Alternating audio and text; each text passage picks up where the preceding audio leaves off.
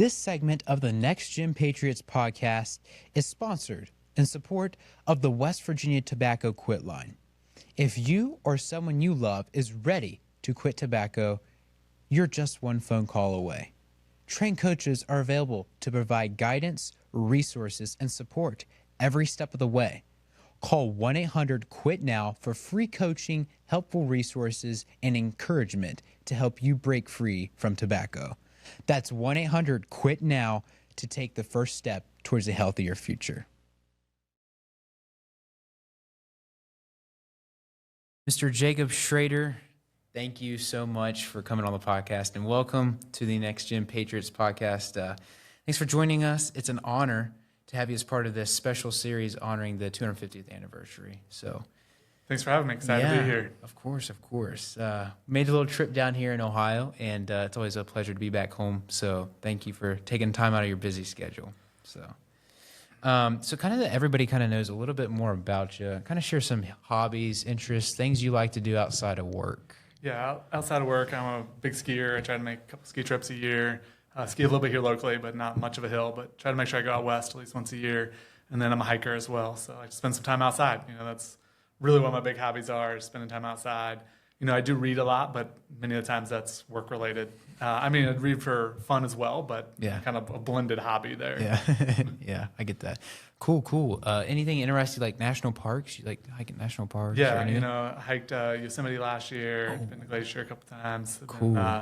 To hike the Grand Canyon, spend a couple days in the bottom, So nice. Really try to hit those, and I hike for the views. So nice. Some people go and they say they hike for the solitude. I'm more of like, hey, I'm willing to go through a lot of pain for some amazing sights that you aren't going to see otherwise. Yeah, I put Arches National Park on your list. That's an amazing one. Yeah. I got to do that one last year, and it was quite amazing.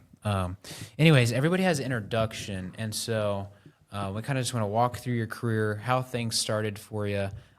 What did you do right outside of high school? Did you go to college? Kind of unpack that for us. Yeah, I think when people say career, I always think, well, when did I start working? I was actually having this conversation the other day. I realized I think I had my first job at 8 years old on a neighbor's farm. Started working there, but then started at 13 working construction and working on a farm again, continued to do that. Big skier at that point, and my parents wouldn't pay for skiing, so I had to earn the money to go skiing, right? And so I did that. Started college actually at 16. So Ohio had a program at that point where you could go to college and get credit for your high school credits. So I went to college full time. So I skipped high school, went to college. Those credits counted both places. So started that at 16.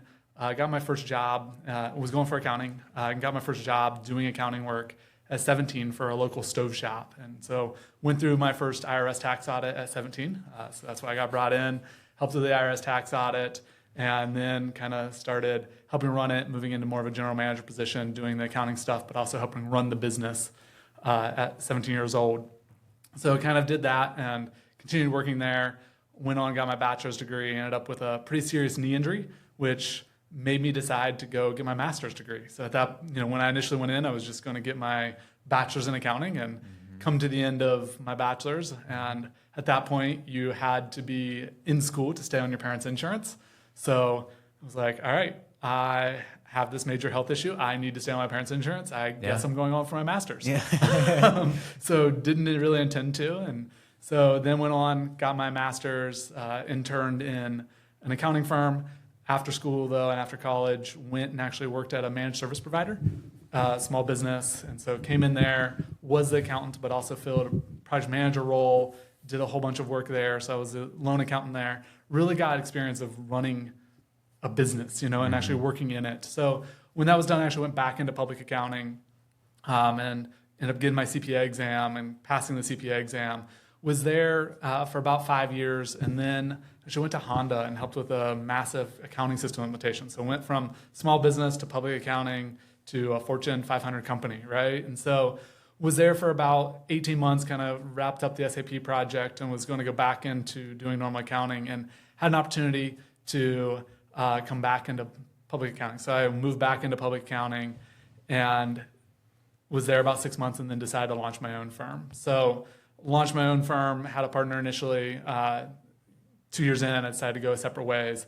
And so then launched my firm, Ascend Consulting, and have now been running a firm though overall for 10 years.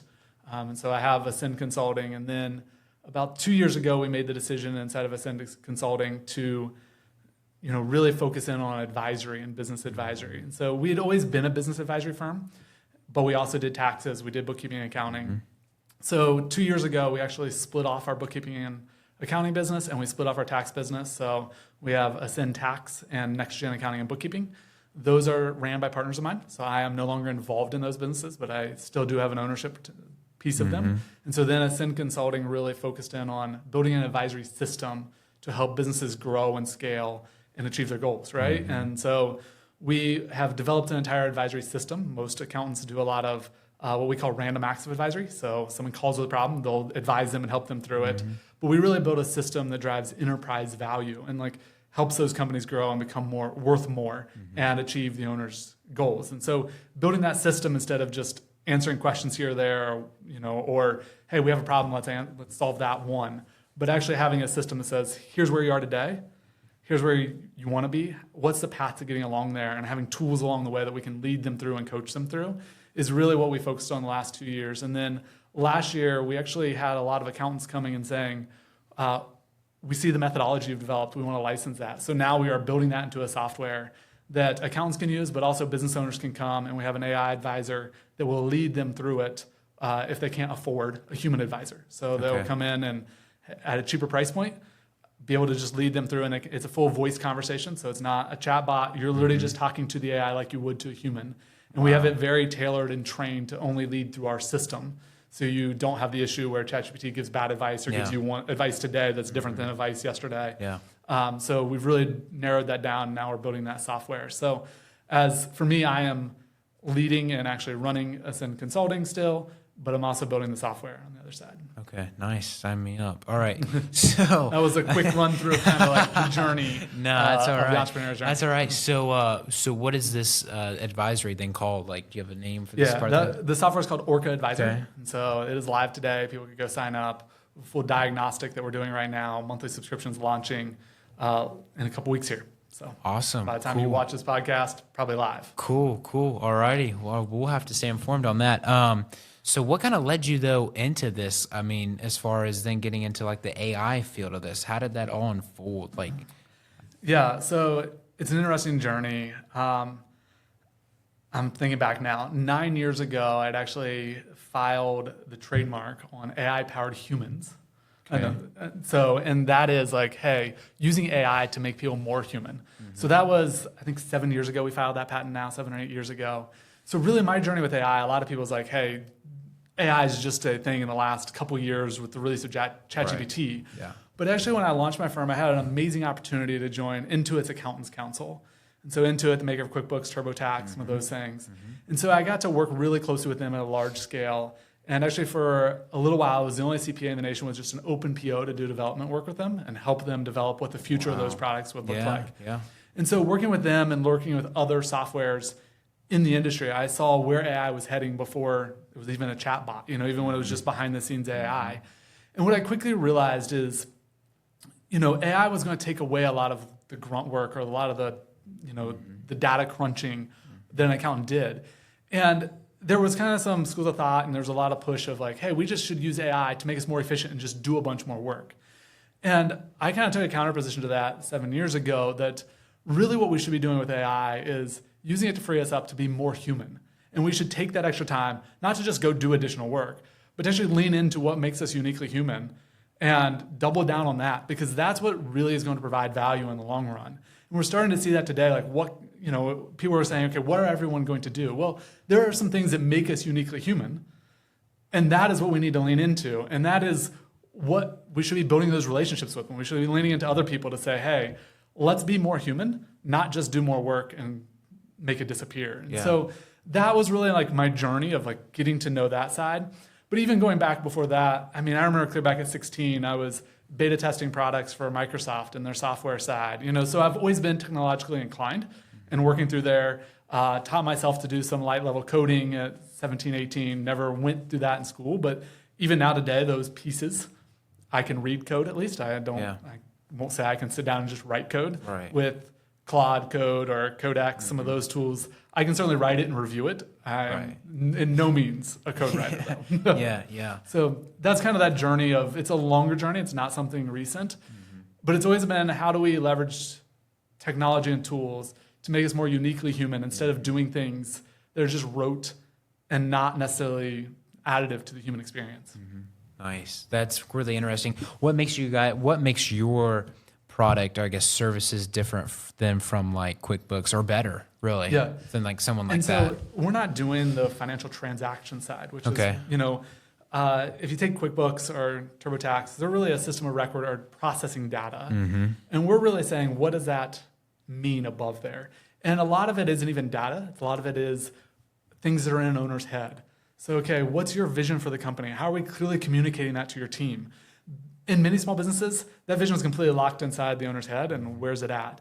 It's things like, I have 10 growth opportunities. I have 10 ideas that I'm thinking about going exploring. How should an owner think about those and really dial in which one he should go pursue? Because the problem many owners have is, I know maybe some of those are junk, but I'm going to try to do 3 or 4 of them at the same time. And okay, now we achieved none of them. So which one is actually the right direction to go and how to push that forward? So those are things that many times the data doesn't reveal. That's really discussion and like solving and problem solving. And so some of those tools that we've developed are really just mental models to help them solve that and lead them through to be a better leader and better driver of their business. And so that's really where we see QuickBooks is providing a lot of data for us and support. We're really there supporting the owner to take the data from QuickBooks, the data that's in their head, maybe data collected otherwise, and some of just their gut, and process that and analyze it to drive better business decisions. Yeah, wow, that's really amazing. Have you guys been obviously probably pretty prosperous with it? Yeah, and so obviously we've been leading this methodology as humans for a number of years now. We really focused 100% on it for the last 2 years. I think across our client base over the last 2 years, we've increased enterprise value by 279% on average. So the average across our client base. So seeing massive growth in our clients and driving that forward. And that's really our goal, is, okay, how can we make them better? And as a result, yes, we do get to be successful, because if you're helping others be successful, you are successful, right? Yeah. And so really believe, last week I was in a conversation with somebody, and there's Professor Galloway has a saying that greatness and power is actually in the agency of others. And so it's, how do you empower others? And that's what really allows greatness in yourself. And I think stepping back there and just saying, hey, if you're striving for greatness of your own, you're probably not going to get there. If you go help make others great and give them agency and give them power, that's going to come back to you, right? And it's going to allow you to thrive in a major way. And so that's been a big cornerstone of ours. Even my holdco that kind of sits over everything and kind of owns everything, even our tagline is building dreams, preserving legacies, and incubating ideas. And kind of the mission in many of these companies is helping others build their dreams and preserve their legacies or pursue their ideas, right? And so it's really, for us, is supporting others and building their dreams, preserving legacies. Yeah. Incubating their ideas, whatever that idea may be. How do they go and make that a reality? That's actually funny, because our slogan's empowering every gen. So that's actually funny. Yeah, that's awesome. So I kind of want to start into some of these segments here. And I want to talk a little bit about the entrepreneur journey, the treacherous journey that it can be. And I've felt that already, but it's worth it in the end. I know it is worth it. But what sacrifice do people not see behind entrepreneurship? Yeah, I think, this is a big one for me too. And I start by saying I talk more people out of being entrepreneurs than I talk into being entrepreneurs, because the sacrifice and weight of an entrepreneurship is real. And I mean, I think actually, even before entrepreneurship, part of entrepreneurship is leadership, right? And so Brene Brown has a great book on Dare to Lead, and just talking about like stepping into leadership is a massive responsibility and weight. And you are actually committing to being a leader, and you're making a commitment to others that you have to bear yourself. And so if you're going to step into entrepreneurship, maybe the side hustle doesn't quite have that leadership side, but if you're going to step into true entrepreneurship, you're stepping into a leadership role that is going to have weight and responsibility that you should not overlook, right? Yeah. And so that responsibility, and then when you take it not just as a leader, and that's being a leader inside of a company, even if it's not an entrepreneurship, you're by willing to step up and say, I'm going to manage, I'm going to lead these people. And being a true leader, even if you're working at a Fortune 500 company, you're taking on a responsibility that I think some people don't take serious enough, that, hey, they should be supporting those people. And so as an entrepreneur, you're taking that a level further. And so I think that is the side that is just overlooked so often, is the 1 a.m., 2 a.m. of waking up, the weight of, hey, how do I get sales? How do we continue moving forward? How do I balance actually getting work done with getting new work and leading sales? How do I balance the people side?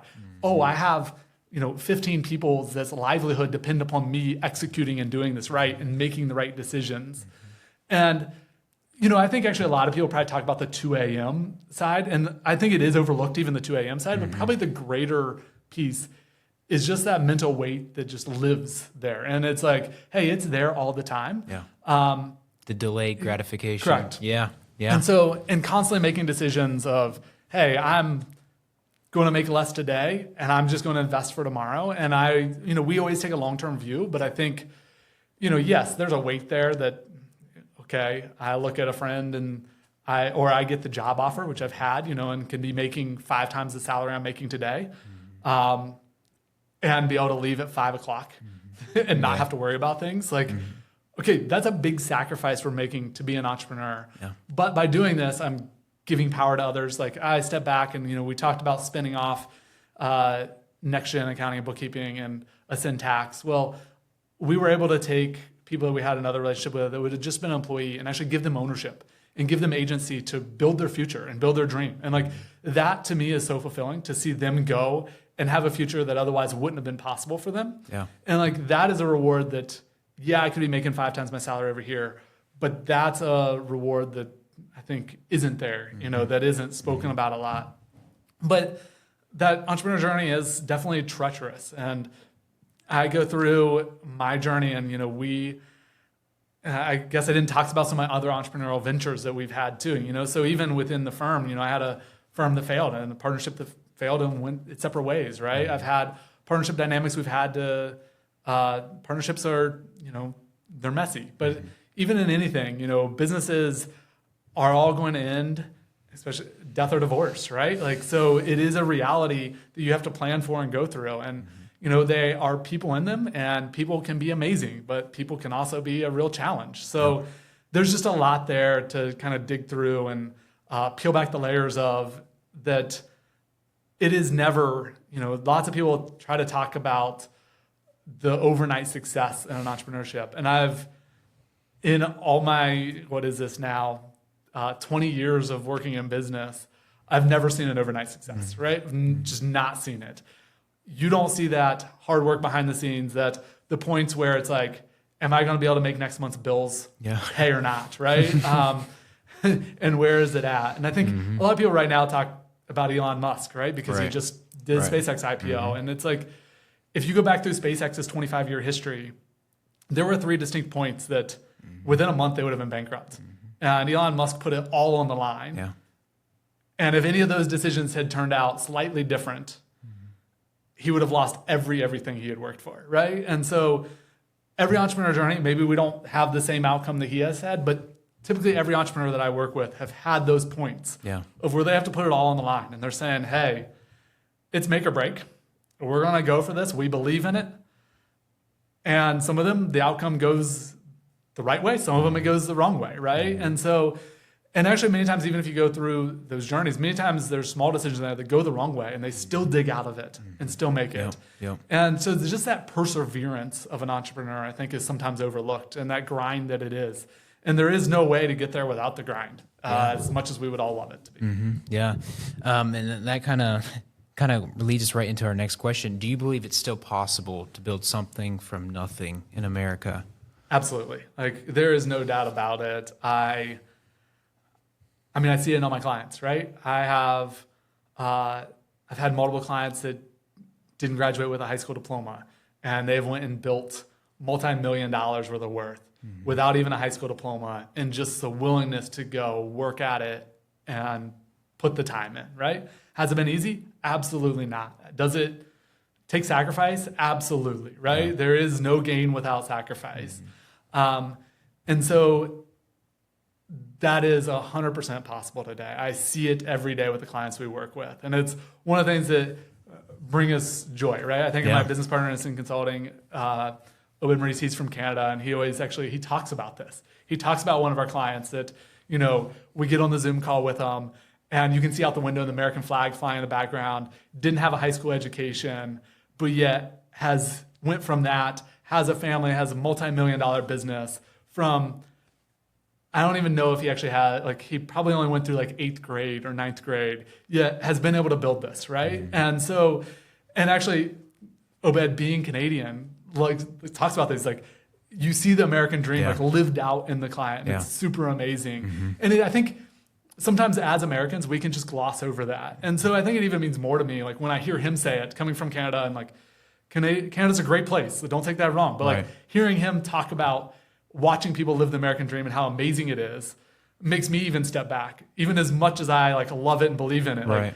Actually, do I value it enough? Yeah. And do I actually value the opportunity that we're given every day to be able to go make our dreams a reality? Yeah. And it's a great challenge for me to make sure I value it and pursue it the way I should. Yeah, that's a really good take. Good point of view.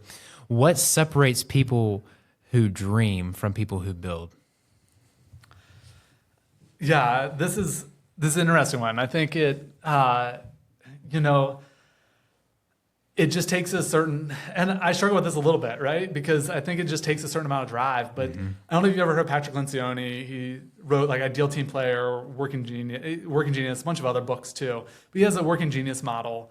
You might have actually known, probably his best known book is 5 Dysfunctions of a Team. Okay. But he has a Working Genius model that talks about what are you naturally good at and where do you go through? And how does your brain just naturally work? And so he talks about 5 types of working genius of wonder, why are things the way they are? Invention, create new things. Discernment, is the idea a good idea or not? The galvanizer, who energizes everybody behind an idea. The enabler, who says, I'll help with that, I'll do that. And the tenacity person, which is just the person that loves checking things off and getting things done. And so what his belief is, everyone has 2 types of working genius. This is just the way your brain naturally works. You can do it all day, every day, and never get tired of it, right? You have then your working competencies, which you can do for a little while, but eventually you're going to get tired of. And then you have your working frustrations of what can you do, what are you going to get frustrated on if you work in that type of thing very long at all. And this doesn't necessarily talk about what you're good at. It doesn't talk about your personality. It just talks about the way your brain naturally processes problems, right?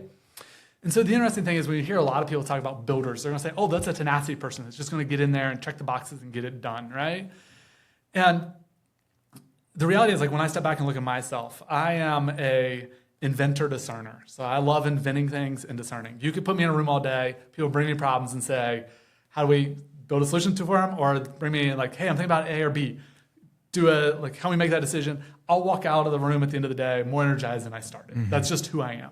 And everyone will be like, yeah, but okay, if you're just invention or you just wonder, those are the dreamers and they dream big and they never get something done. My frustration is actually tenacity. And so it is a frustration of mine. I'm no, I'm never going to be love checking the boxes off because that's not who I am. But I think as a builder and a doer, you actually have to learn to develop the balance across those. So even though tenacity is a frustration, I understand it's a frustration, but I also understand sometimes you just got to put your head down and get it done, right? And so then it's building that grit to say, I don't enjoy doing this necessarily, but I have to go do it and get it done. And so I think entrepreneurs, by default, just the real builders, have a level of grit to be able to persevere through the things that maybe are their frustrations and are there and are willing to go develop their frustrations. And that's the thing. People are like, how is tenacity a frustration of yours? You went and studied for the CPA exam. You got it. That's tenacity to no end. 5 tests over 18 months, go through and grind through getting the test done. It's yeah, but I'm willing to, I know it's a frustration. I'm willing to say, hey, I'm not going to enjoy this, but I'm willing to go do it anyways for the good of the better. And I think that's really what sets a builder apart. It's not that, oh, hey, because I can go dream with the best of them, right? But I'm also willing to go through and say, what does it take to make this a reality and go put the work in necessary? And so I think that's the piece where if we only lean to what we enjoy doing or our frustrations, what we enjoy doing or what we're good at doing, we're probably always going to just be a dreamer. So to be a builder, you have to really embrace those things that sometimes are your frustration or you're not good at and say, I'm just going to go embrace those. And I know I may not enjoy it, but by doing that, we'll have the better outcomes. Yeah. Grit and determination. Yeah. Yeah. What does the next generation need to understand about turning an idea into reality? There's no easy answer. Everyone wants the easy answer. Mm-hmm. The reality is just plug away at it. Success comes from just doing it over and over and over again. No one is going to have that, I turned it on and it's there, right? So you just got to plug away at it. Put in the work. That's what I'm saying, right? And I'm a big believer in, you can try a lot of different things. You can do a lot of different things. I've had a lot of entrepreneurial ventures myself, right? We talked the accounting firm side. We didn't talk. I actually, during COVID, built a business that built backyard offices, right? Fully assembled, dropped in a backyard and could be in and out in 2 hours with a full concrete floor, fully insulated, everything. Ended up, I didn't have time. It didn't go forward, but trying things, right? Putting it out there, trying it. I learned a lot from that, not taking that away. Hey, was it successful? Not massively so. But I learned a lot through it. So you learn by doing. So just keep working on that. Keep trying, putting forth that effort. If you sit there and think about it all the time, if you don't go try, you're never going to learn. So as I look at that next generation, I say become a lifelong learner and just take your shots, right? You miss 100% of the shots you don't take. Go start putting those shots out there and learn from them, right? So we talk a lot about, and I even spoke at a conference not long ago about iterative design, right? And so iterative work. And so just take a step, learn from it, take another step, take another step. When we try to go from point A to point Z, it almost never works. But if we go from A to B to C, we may have to go back to B, but we learn things. So then when we go to C, we actually are better at it. So just keep taking those steps and just learn each step of the way. That's kind of what my advice is. Just become that lifetime learner, right? Yeah.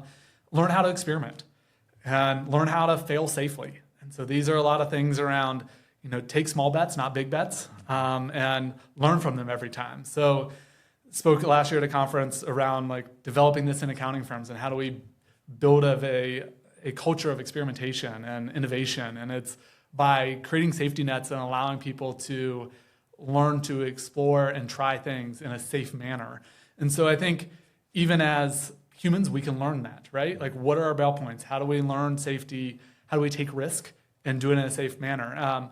Jonathan Haidt has a great book around anxious generation where he actually talks through, and if you've not read this book, I highly recommend it. And if you have kids, you absolutely should be reading this book because it actually talks a lot about how social media has taken away kids' experimentation and way to learn. But also overbearing parenting has. You go back, the simple example around what did a old-fashioned merry-go-round teach people and teach kids?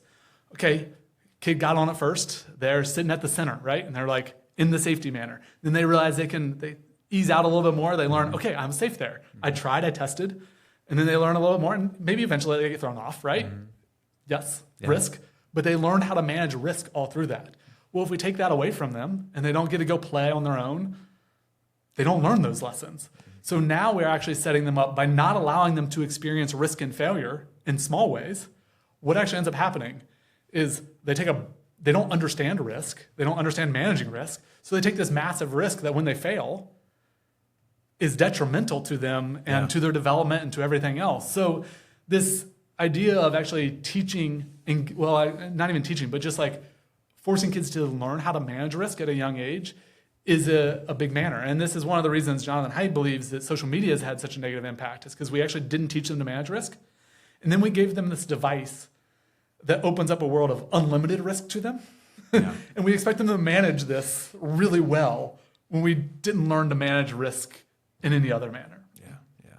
Yeah, it's actually a really good take because, a lot of days you went to the, the protective parents, and, a lot of days parents will be protective on more of the material things, but online or social media, there's no protection at all.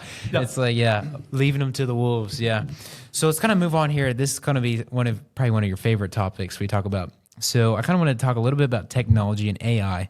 And I know these are going to be questions you're going to love. So how has AI changed the way entrepreneurs can build businesses? Yeah, it really has changed the world, right? I go back to at 17, I talked about, this was before QuickBooks was online, and I'd actually called up a computer engineering friend of mine and said, hey, we should build a cloud general ledger system, which is what QuickBooks Online became, right? Yeah. And at that point, it was like, I was an accountant. I could not go build that. I would have had to have all of these other engineers and programmers and developers. And today, I could sit down and code a GL without any issue, right? So I could go build that. And so I think today the barrier to entry is disappearing. And that is a great, great thing in a lot of ways, right? And so that ability to just sit down with Cloud Code, describe what you want to do, and actually go and build it into a real software. You take Lovable, you take Replit, you take all these tools that allow you to just go build something and put it out there. The build is no longer the hurdle it was. And now I think the hurdle is shifting to being, are you building the right thing? Because it used to be you spent a ton of time planning and you had this barrier to build that actually was high enough that you did tons of work to make sure you were building the right thing. So I think this is a huge opportunity for entrepreneurs in that they can just go and build. But what I caution them to do is still take a little bit of time, make sure you're exercising that discernment, testing, because now you can get yourself in this big hole where you build for months and then realize you built something nobody else wants. And so I think that's always a challenge. But I think in today's world, this partner that can sit there and help you build, even if you're a non-technical person, opens a lot of doors for people, right? And I think it can be a great brainstorming partner. I do caution people. It is very much your biggest cheerleader in the world. Yeah. So if it tells you something's a good idea, that doesn't mean it should be. Still, the human matters. So if you think this is a good idea, use it to build a thin prototype. But don't go build it all the way. Take that thin prototype, go test it with 10 people, 20 people, 30 people, and say, would they actually use this? Before you go invest all this time in it, go test with those people and say, is it real? Yeah. What this does, though, is you can spin that up overnight and have a thin prototype that's actually clickable and workable, and you can go show it to 10 people. And you can take their feedback. You can come back, iterate on it, go show it to 10 more people. And it makes that possible in ways that just wasn't possible before and opens up a whole world that can be there for these entrepreneurs and lowers the cost. It used to be, okay, I'm going to go do a software startup. I need to raise a couple $1 million. And now it's like, maybe you don't actually, right? You need some eventually to get scale, but you can build a long way without going and raising funds, which means you're not waiting on for somebody else's approval to go build something, right? And so I think it just changes the world and what's possible there. Yeah. I mean, nowadays you can just go to ChatGPT and just be like, hey, I need some business ideas. I mean, that actually probably might even work, actually. Yeah. I mean, the things we have to remember is what can AI not do? Yeah. And I think this is something, had a long conversation on this. And when we talk about what makes us uniquely human and where are we at, and kind of really diving in that of, as I look forward and AI is going to be such a presence in our world, and as I think through, as people are looking for opportunities and where do they need to go as a human, and yes, you can complement this, but what makes us uniquely human and what is it not going to be able to do? The things it's not going to do is it's not going to hold people accountable, right? Okay, I can't look at my computer and say, you failed on my tax return. Yeah. What are you going to do about it?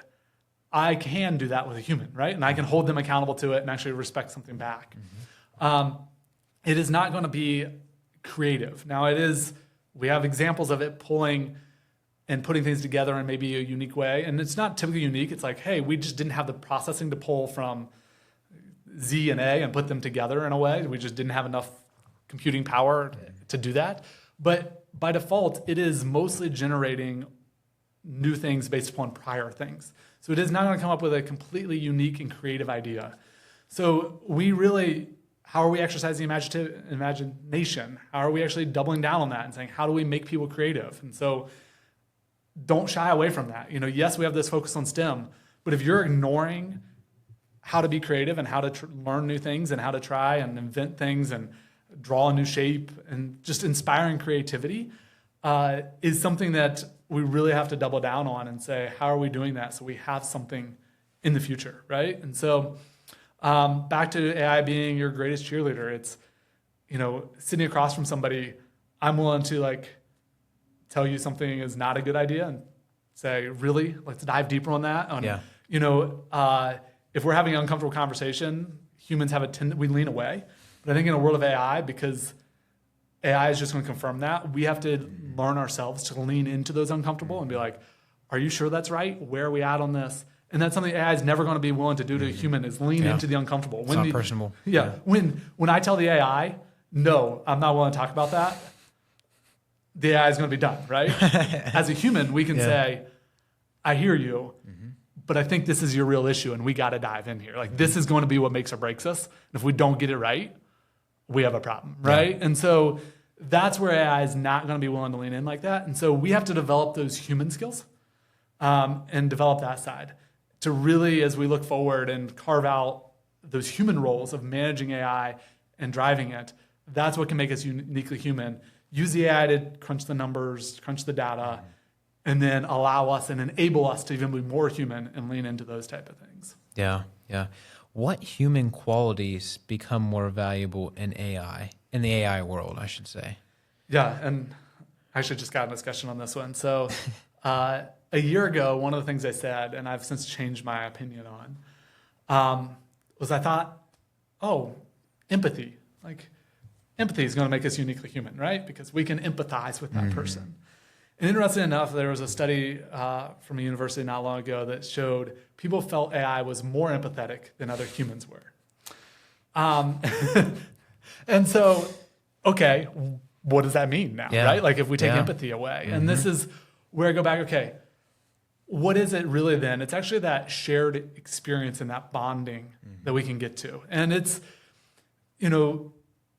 there's something that's deeper than a voice level. Like if you walk into a concert sometime and like you feel the energy in the air, like that's something a computer's never going to be able to experience and never be able to communicate and feel. And the communing with one another human and like getting that, the energy and the feel of it,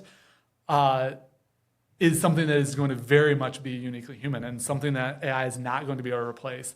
And this is where I think we have to lean in on our human ability and like our human skills and say, can we hold one another accountable? Can we be empathetic? Because if we can't be empathetic, AI is definitely going to be. So, but we have to be, or we're really going to be looked down upon. How do we have accountability systems for ourselves that others can look at and like, hey, that person's accountable to themselves, therefore they're trustworthy and accountable to their. If we're not accountable and AI is not accountable, why don't I just go to AI? So we have to be accountable to other people and trustworthy to them. And so those are fundamental things that I think are just going to become really, really important. Like, integrity is going to become more important than ever because if I know I can't trust the AI, if I can't trust you too, I might as well use the AI. But if I can trust you and I know your integrity is impeachable and you're going to stand behind what you said and I'm going to be able to hold you accountable, and when what you said goes wrong, you're going to jump in and help me figure out how to get it right. Like, those are things that just AI isn't going to be, because now you're willing to get in there. Now we have a shared experience together because, you didn't say the right thing and it turned out bad, but you're willing to go into that uncomfortable with me. And now we're going to have a shared experience that we bond over. Those are some pretty important things that just are not taught anywhere. Right? And those are things that and they are taught, but I don't think they're talked about enough, right? Like, we don't have a class in school on those. We don't have those. And this is where I say it's really important to lean into being a lifetime learner around, hey, how are you daring to lead, even in your own life? How are you getting into those uncomfortable situations? How are you making sure that you're, as Patrick Lencioni says, humble, hungry, and smart, right? Like, so in smart, when he says that is, do you understand interpersonal dynamics? Because those are still going to be at play, right? And probably even more so when people feel frustrated that they don't have agency because AI took their job. How are we giving them agency back? How are we working through that with them? How are we leaning into that? Those are going to be really important things. And how to take agency for ourselves and make sure that we just step out and say, I'm going to go do what's right, even though there may be an easier route, I think is really important to find that self-agency as well. Yeah. Those are qualities that are going to be hard to find, as this advances more, for sure. How do businesses use AI without losing credibility? So I think it is still this human in the loop in a lot of them, right? And so I think there's a very different, if I'm going to be a human-led business, it's there. So for those, human in the loop. I think if you're using AI direct, so Orca is a great example, right? A customer can come in and engage with our AI and just go through there. And so for that, you really have to limit the AI so it is on verified and trained solid methodologies and deterministic models. And so the interesting thing, if we take Orca as example, when we first started, we thought it was going to be mostly AI driven. And now today, we have actually dialed that way back. And yes, there's an AI voice agent, but behind the scenes, there's a whole lot of hard-coded deterministic models that says, if this happens, then this happens. Because what we realized is we had to have some absolute truths. And so we had to build that on some truths that could not be fundamentally broken. Yeah. And we removed those decision makings from the AI. The AI is not allowed to make those decisions, right? Something else makes those decisions. The AI can only communicate them. And that is what we've had to learn, because even for us to trust it and get there, we have to really build up on a fundamental truth model. And so if you're thinking, hey, we have AI, we're just going to turn it loose and allow it to go do this, your trust is going to get broken pretty quickly, because it is not dependable. It's not accountable. It's there. So you have to build an accountability system for the AI and allow it to then work within the realm of what it can do. And so I think as a business, it is a big risk. And I've seen this, of accountants try to roll it out and then it gives bad financial advice, and then somebody goes and their business fails. Well, what are you going to do? It's like, okay, well, why did it give that advice? Oh, well, it was just doing what it does. We have no idea why. And it's like, well, here's why we built fundamentally truths behind it and a foundation for it that is there, right? And so I think as we build AI, and if you're going to have AI as your company, you should be stepping back and saying, what are the principles that drive us as a company? What are our core behaviors? What are our core beliefs? What are our principles? And how are we infusing those into the AI and giving it guardrails to make sure it does not breach those? Yeah. And those principles probably are much broader than your core behaviors or core beliefs on your wall, because as humans, sometimes we just have those, or some of them are technical principles that for an accountant, for you're an engineer, if you're this, there's just some fundamental principles that you're driven by, right? And math and fundamentals of physics or fundamentals of psychology, whatever your field is. How are we imbuing that AI with those principles and making them not just imbued where it can veer off them, but like deterministic where they are hard gates that force it to do certain things? Yeah, yeah. Those are fundamentals, or that's things that businesses are going to have to be more strict on, especially starting, for sure. How can young people use AI as a tool instead of becoming more dependent on it? Yeah, I like to talk a lot about having it help you build models. So instead of asking it for the answer, ask it, hey, here's my problem. What are some mental models I should use to think about this problem? And like, where did you get those mental models from? So Charlie Munger was famous for talking about, and Charlie Munger, if you don't know him, he was Warren Buffett's longtime partner. He's one that helped build Berkshire Hathaway into what it is, right? Okay, So yeah. he was the other partner to Warren Buffett, really a brilliant mind. But he always talked about having mental models to work through and challenge problems through. And so I think if you're doing this, AI can be amazing. But instead of just asking for the answer and always having the answer at your fingertips, ask it, how should I think about this problem? What's a mental model I can use in the future if this problem comes up? How to do that? And this is becoming that lifelong learner of not just seeking the answer, seeking how to think about problems and how to solve problems and become a problem solver. Yeah. And so that's one that I love, of asking it, how should I think about something instead of how should I get the answer? And then, you can work through, okay, if I'm applying that mental model, how do you apply it? Where do we get to? Get to the answer. But don't just ask for the answer. Learn how to think and learn how to solve problems, because that is what the future is. I think James Altucher has a book that talks about, he believes the future is in ideas. And so he says, basically, the idea portion of your brain is a muscle like any other. So how do you exercise it? And so he came up with this idea that every day, pick a topic and write 10 of them. So today it's 10 books you could write. Tomorrow it's 10 ways you can improve the mousetrap. Tomorrow, the next day it's pick a topic, right? Mm-hmm. And so what you'll find very quickly is you can get 4 or 5 pretty quick, 6, 7, depending on the topic. You can get like 8, 9, 10 is typically pretty hard. And so once again, now you're teaching yourself to think. And so to the same way, go that when you're asking AI, teach me how to think about this problem, right? So if I have a problem with a person and they are doing an action I'm not favorable of, one of Charlie Munger's mental models would be like, well, what are you in the power of incentives? what are you incentivizing? And so typically like, well, that's monetary or that's these things, right? But it's like, you know what? When they ask me a question on how to do something, I always respond right away. I'm incentivizing somebody to ask me how to do something instead of going and looking it up themselves, right? Because it's easier to ask me how to do it than to look it up themselves. So I just created an incentive. Once again, like, how do I solve this? Well, just quit responding to them, like is what ChatGPT would say, or, have a conversation with them and do it. Where actually, if you ask them how to think about this problem, it might be like, hey, what are you incentivizing? And now it's like, oh, now I've learned when I'm having other problems, maybe I should think about what am I incentivizing? And maybe that will, if I change what I'm incentivizing, I'll change the outcome, right? Yeah. And so in that example that I gave before, it's like, oh, actually, every time they send that, I'm going to wait at least 10 minutes before I reply and give them the answer, right? Yeah. Or I'm going to ask every time, did you go look it up? I'm going to disincentivize. I'm going to make it the easy way isn't just asking me the question, right? There is a better way, which I should make them better in the long run and make us all better in the long run.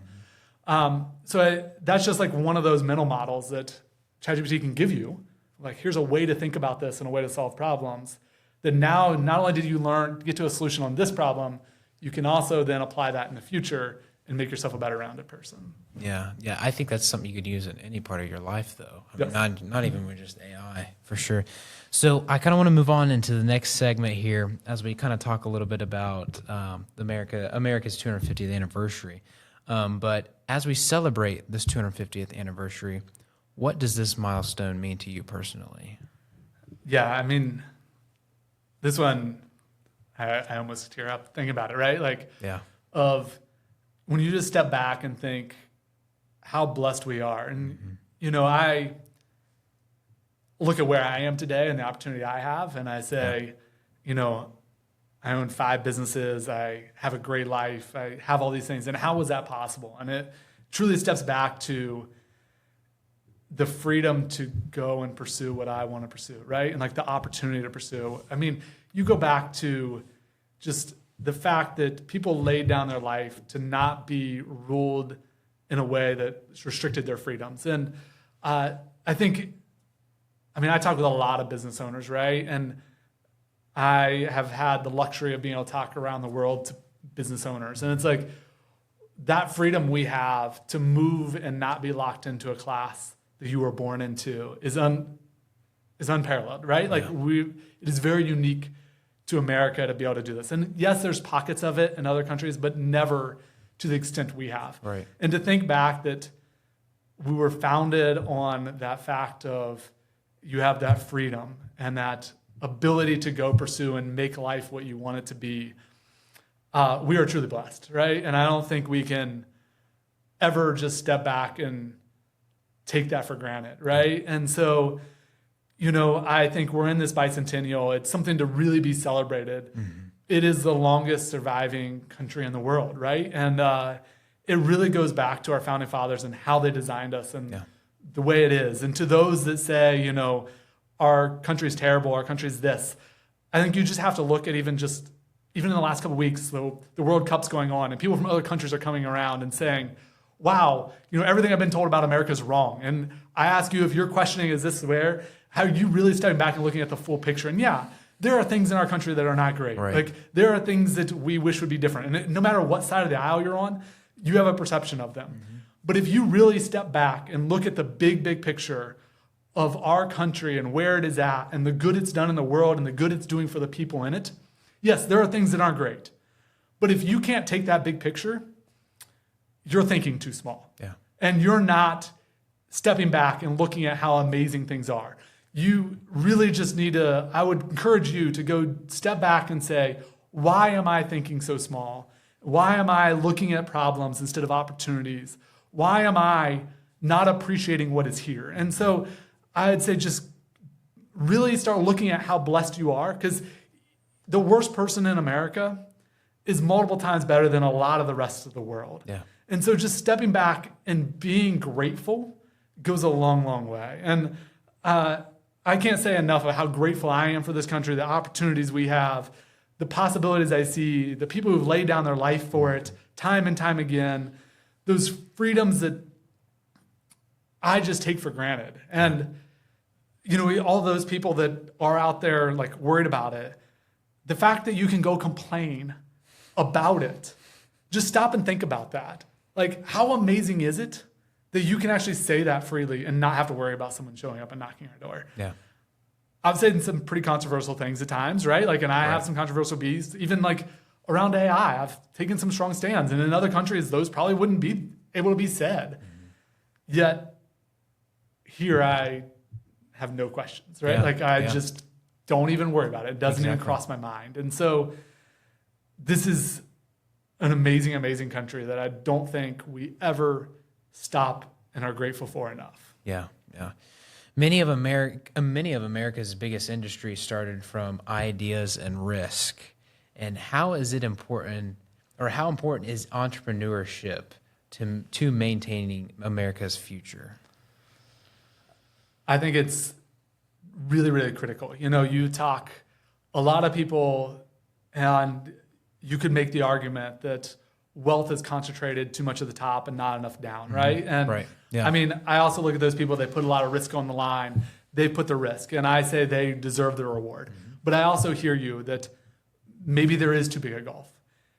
The fastest way to close that gap for any person is entrepreneurship. It is the path of opportunity, right? And it is the path of that creation. In addition, I really believe entrepreneurship and that willingness to take risks and try new things is what will keep America as the greatest country on earth, right? Like, it is because people are willing to take that risk, found new companies, take it to the world.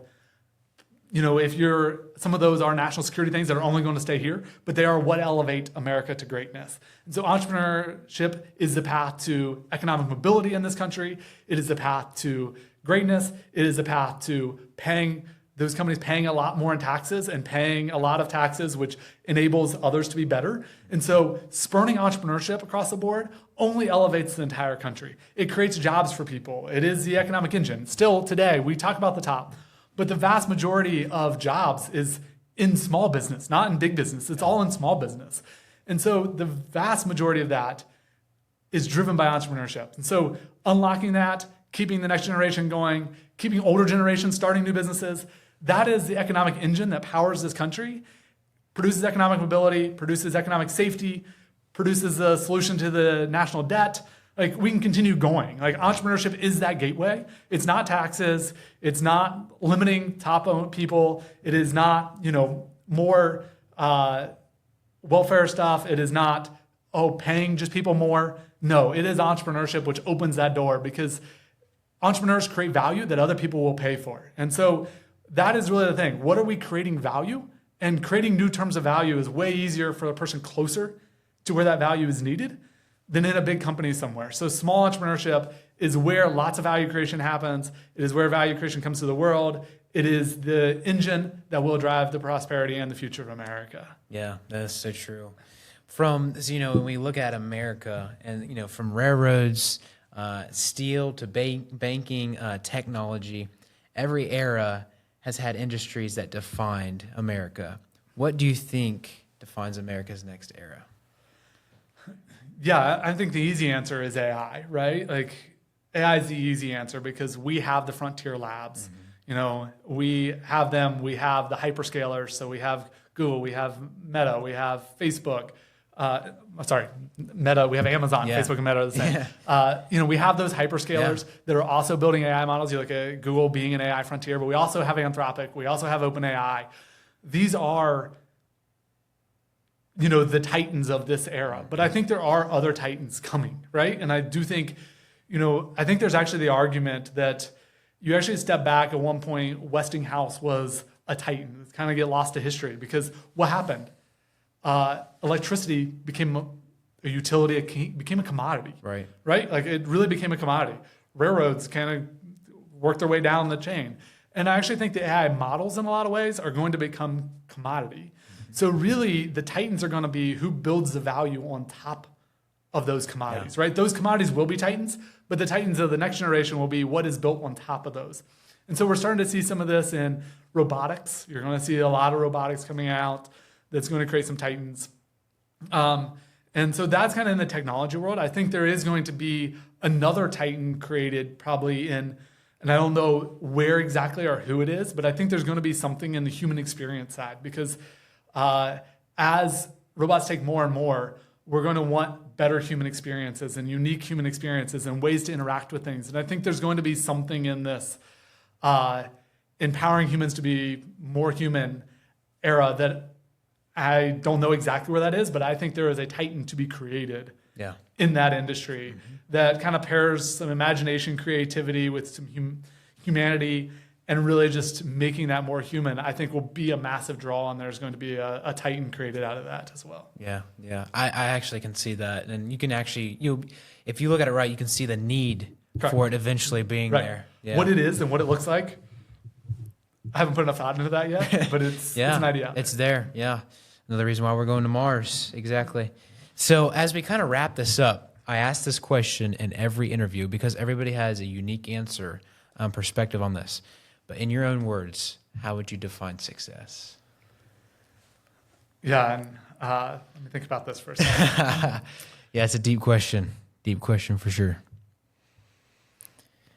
I think success is really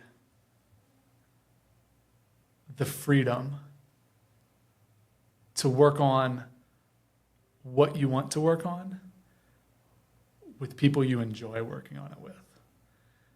And just working by yourself, there's nothing there. Yeah. Working on it with, it's important to work on things you really enjoy, problems worth solving, where is it at? But it is just as important to work on it with people you really enjoy working on it with, right? And so I think that when I look at have I been successful, or what does the success give you is really, and maybe that's not what is success, but it's like what success allows is the freedom and to work on things you enjoy, problems worth working on with people you really enjoy working on them with. I think when you step back and say what makes you a success, it really comes back to that power and greatness is through the agency in others, right? And so to me, it's empowering those others to go achieve it. It brings me success. Like what success is working on important problems with important people that I want to work on them with. And that is giving them the agency to go work on it. And so the more successful I become, the more I want to continue to challenge myself is how do I give agency to others to allow them to go succeed, right? And so whether that's in our faith, right? We want to give that agency to others so they can go experience it too and enable it. Whether that's in business of I want to go give that agency to others so they can succeed. Whether it's in our family lives, right? Like you want to give agency to others in your family to go succeed. So I really think it's that combination of those two of, success is working on giving agency to others. And that is, you do that by working on problems that matter with people you enjoy working on them with. Yeah, I agree. Well, once again, thank you so much for joining us. This has been an honor to have you on this special series. And as we showcase everyday patriots like you that are the heart of America. So thank you so much. I appreciate it. Thanks for having me. Yeah, of course. And until next time, we will see you guys in the next episode.